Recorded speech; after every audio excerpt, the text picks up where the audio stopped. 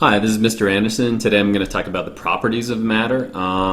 What is matter? Matter is anything that has mass and takes up space. But in this podcast, we're going to talk about large-scale measurements of matter. So how large could we get? Large enough. If we talk about this is actually, if we were to look up in the constellation Pegasus, we'd find this. This is a binary system where we have this star, which in relation to our sun is much bigger. It's called IK Pegasi b. And then we have this tiny little thing, which is a white dwarf. What is a white dwarf? It's essentially a star that's lost enough of its mass or lost enough of its energy to kind of go dark. The cool thing about white dwarfs, they've always fascinated me, is they have a huge amount of density. In other words, if we were to look at this one white dwarf right here, it has about 1 times 10 to the 6th grams per cubic centimeter for density.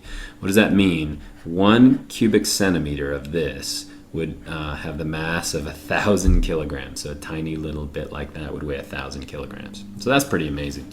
Eventually this will go red giant. This stuff will go into here and could explode as a supernova, but I'm getting ahead of myself. So first of all, let's talk about what density is. Density is essentially mass per unit area. And so I like this because it's a quick way to remember density. I've got mdv here on the bottom. And so let's say we had a cube of water that looked like this, and that cube of water was 1 centimeter by a centimeter by a centimeter. So it's 1 cubic centimeter. The mass of that would be, we'll say 1.00 grams. The volume would be 1.00 centimeters cubed. And so it would have a density of, well, let me stop for a second because you can use this pyramid. And so what you do is you simply put your finger in the start of the one that you want to find. And so in this case, if I cross out density, this tells me that the density is simply the mass divided by the volume. And so if I take the mass, which is 1, divided by the volume, which is 1, it's going to give me a density of 1.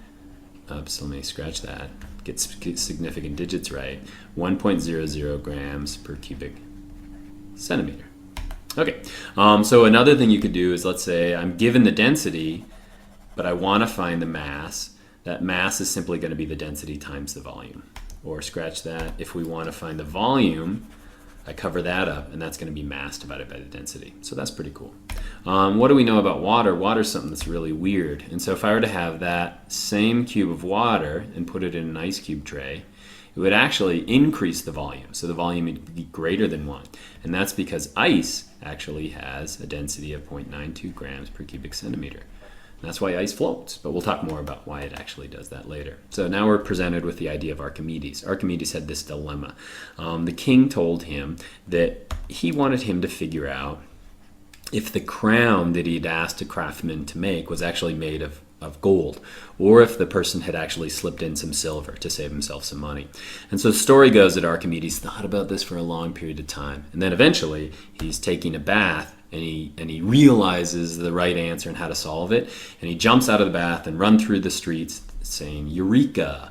In other words, I've discovered it. And so what did he discover? It's a pretty cool idea. He discovered Archimedes' principle. And so Archimedes' principle goes like this. What he discovered, or his idea, is that he could have a balance where on one side of that balance he puts the crown. So let's put the crown like this. And then on the other side of the balance he puts a weight of the correct amount of gold. And then he just kind of balances this whole thing in water.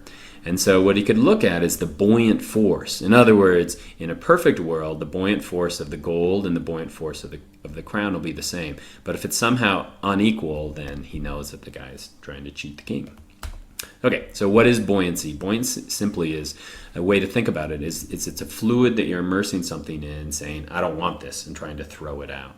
And so example, this right here, this oil tanker is made of steel, and steel's going to sink. We know that. And so how is this oil tanker able to float? Well, that oil tanker is displacing water. And by displacing the water is exerting a force on that. We call the buoyant force up. And so this does a little bit better job than that. When you put an object in water, there's a force of gravity pushing it down, but there's also a buoyant force equal to the weight of the fluid you displace.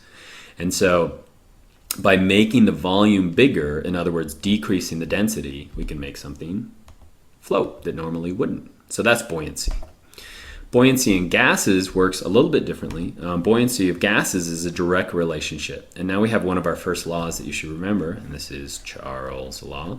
Charles' law says this, that as you increase the temperature, there's going to be a direct relationship with the volume. And so if we look at this apparatus over here, if I were to somehow crank up the temperature in here, that's going to make the molecules move around more quickly, and that's going to increase the volume. And so example of this is my friend Scott Taylor. He's got a balloon in town. And as he heats up this balloon, he increases the volume of it, which decreases the density, and that makes it float. If he wants to come down when he's done with the balloon trip, all he does is quit firing that propane tank into it, and that's going to decrease the volume and thereby decrease the density, and so it's going to sink. So Charles' law, there's a direct relationship between volume and temperature. Next thing I should explain is what's called pressure. Pressure, think about it like this. Inside an object, pressure is the force of all those molecules pushing out on it. And so the SI unit for that, in other words, in science we measure that in something called a Pascal, which is named after this guy, Blaise Pascal. What is it? It is the force of 1 Newton. And a Newton, the way I always like to remember a Newton is like the weight of 1 apple. The weight of 1 apple on 1 meter cubed. And so a Newton is not very big. So normally we measure, instead of pascals, we measure in kilopascals, which is going to be 1,000 pascals. And so the best barometer, the most simple barometer, all you do is in a tank, you put some mercury, and that mercury goes up a tube like this. And so let me change color for just a second. As the air pressure pushes down on it, it pushes that mercury up in the tube, and so it's a way to measure air pressure. And air pressure is incredibly intense. We don't normally notice it, and that's because we just are surrounded by it. But imagine if we go deep down into the ocean, that pressure is big enough that it can actually crush us. So that's pressure, but it finally brings us to what's called Boyle's law. And Boyle's law says this: if we've got pressure and volume, we'll say right here, and we increase the volume, so we're going to increase the volume of that object, what happens to the pressure? The pressure is actually going to decrease. Or a better way to think of it, if we have all of this gas that's got a really big volume, but we were to somehow squeeze it into this little aerosol canister, which has a smaller volume, then it's going to have a way greater pressure. And so it's going to exert that pressure out. So Boyle's law looks like this. In other words, as we increase the volume, we're going to decrease the pressure. Likewise, if we have a given amount and we decrease the volume, then we're going to increase that pressure. And so these are simple ones that you can actually solve some quick equations if you know Boyle's law. The 1 and the 2 represent the pressure and the volume initially, and then after something happens. Okay. Last thing I want to talk about is called viscosity. Viscosity is resistance to flow. And so resistance to flow in a material. In other words, something that has a really high viscosity would be silly putty. Something that has a really low viscosity is going to be water. In other words, it easily pours. Something that has a viscosity somewhere in the middle is going to be honey. I love this picture right here. What they've done is they've actually taken some silly putty, and if you put that silly putty on a table with a small hole in it, it'll eventually, since it has really high viscosity, will flow through here, and so you get kind of this drooping thing coming through it. One interesting thing I learned when I was growing up is that windows, the glass that we used to put in windows, the glass is actually a liquid. It's a really high viscosity liquid. And so if you go to old windows in old houses, you'll find that they're actually thicker at the bottom, and that's because the glass is actually slowly oozing down to the bottom. And so those are some of the properties of matter. Big things we talked about, again, is Archimedes' principle and buoyancy, but also Charles' law and Boyle's law. And so hopefully that's helpful.